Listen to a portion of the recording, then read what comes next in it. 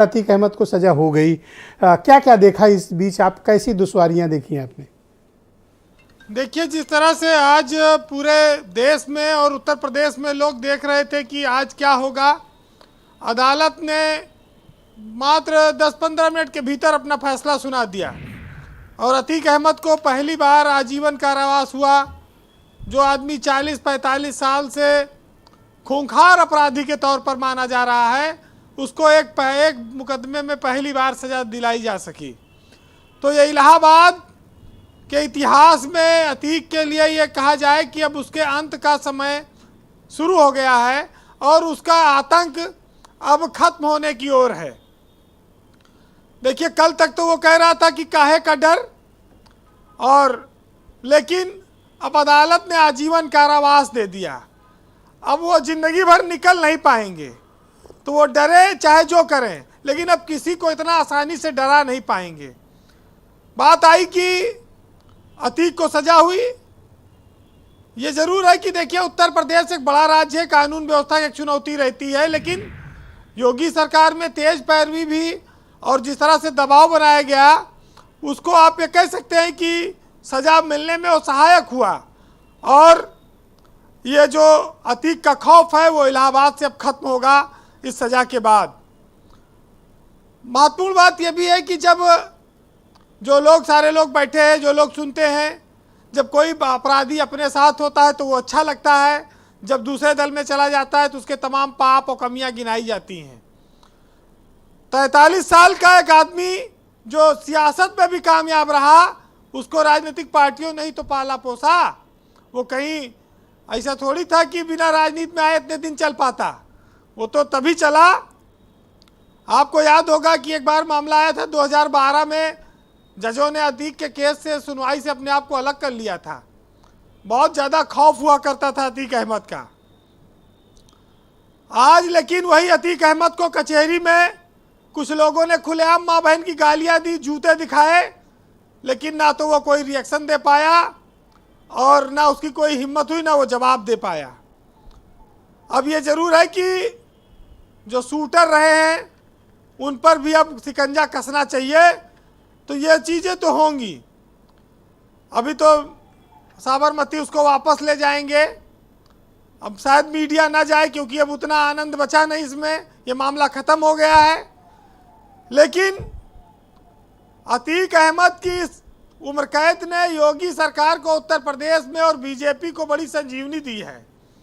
अब ये जो भी आ रहा है नगर निगम का चुनाव, वो अतीक अहमद पर भी वो लड़के काफ़ी जीतेंगे। यहाँ जात पात बेरोजगारी अब ये सब पीछे छूट जाएगा। तो एक फायदा तो सरकार को हुआ और लोगों को उम्मीद थी कि देखिए, जो मुर्गी सोने का अंडा देती है उसको जो। तो एक बात बताइए वीरेंद्र जी, जो ये अभी सब चैनलों ने दिखाया था साबरमती से प्रयागराज पहुंचने तक का लाइव, वॉशरूम का टॉयलेट, ये अब सब जाते समय नहीं दिखेगा प्रयागराज से साबरमती? मतलब मीडिया ने क्यों ऐसे साथ छोड़ दिया अतीक का? देखिए, मीडिया को जितना पेट भरना था उसने भर लिया और अब अतीक को हो गई है सजा। अब कुछ उसमें ज्यादा रस बचा नहीं लोगों को। अब छोड़ने नहीं जाएंगे साबरमती तक? छोड़ने नहीं जाएंगे। देखिए, अपने देश में ये तो गलत हो गया। अपने देश में गुजरा गवाही और लौटा बराती, इनका कोई नहीं पूछत। गुजरा गवाही और लौटा बराती। जब दुल्हन विदा हो गई तो बाराती पहुंचे चाहे न पहुंचे कि चिंता घर वालों को नहीं रहती, दुल्हन लेके अपने घर आते हैं। ऐसे जब एक बार गवाही हो गई तो फिर गवाह को कौन पूछेगा, जाए चाहे जहाँ रहे। वोट जब तक नहीं दियो तब तक तो पोलिंग स्टेशन पे हाथ पैर जोड़ते हैं लोग, जब वोट देके निकल आए तो कौन पूछेगा आपको। ब्रजेश जी, अतीक प्रकरण ने एक चीज उसके साथ साथ देखिए, मुख्तार और अतीक दोनों को योगी सरकार में सजा हुई। आज निर्विवाद रूप से अगर आप देखेंगे इस प्रकरण को, तो अपराधियों के खिलाफ योगी आदित्यनाथ की एक छवि बनी है उत्तर प्रदेश में और देश में। कुछ लोग ये कहने लगे हैं कि शक्ति के मामले में योगी मोदी के बाद नंबर 2 के नेता हो गए हैं देश में, और योगी की साख इस मामले में बढ़ी है। लेकिन हर कोई ये जानता है कि गुनाहों का अंत एक दिन होता है, और अतीक के गुनाहों का भी अंत होना चाहिए था और वो हुआ। ये जरूर है कि इसका श्रेय योगी सरकार को जाएगा, भाई उनकी सरकार में कार्रवाई हुई। लेकिन इस देश में सोने की मुर्गी देने वाली, अंडा देने वाली मुर्गियों को बहुत पाला जाता है, और ये तो वोट देने वाली मुर्गी मुद्दा है, इसको तो पालेगी ही सरकारें। अब ये देखना होगा कि अभी तो बहुत सारे मुकदमे, उसका भाई छूट गया है एक मुकदमे में, अभी उसको बरेली वापस भेज दिया है, अभी वो और मुकदमे में वांछित है। मुर्गी कह के आप बड़ी बेइज्जती कर रहे हो अतीक की। मैंने खाली एक उदाहरण दिया अच्छा, है। तब ठीक है। बकरा भी कह सकते थे, ठीक है। लेकिन वो सियासत में उतना बढ़िया ब्रांडिंग नहीं होती उसकी।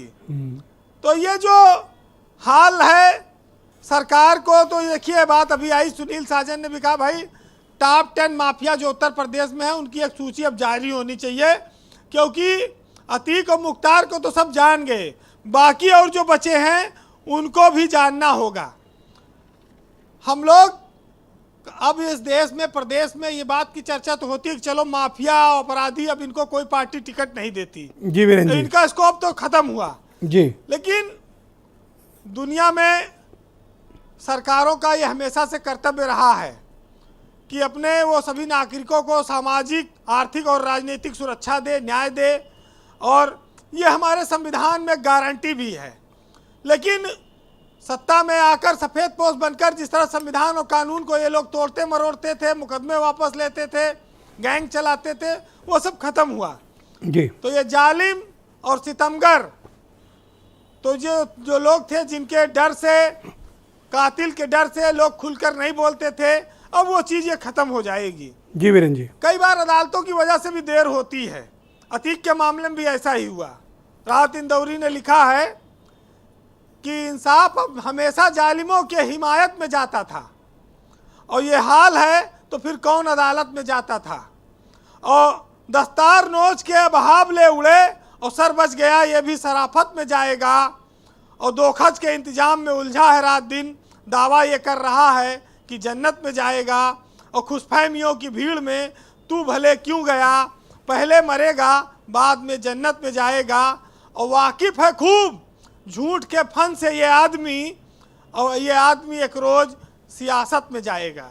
बहुत शुक्रिया आपका वीरेंद्र जी, बहुत बहुत धन्यवाद ग्राउंड जीरो से अपने इनपुट हमें उपलब्ध कराने के लिए, और ये बताने के लिए भी कि मीडिया प्रयागराज से साबरमती नहीं जाएगा अतीक अहमद को छोड़ने के लिए।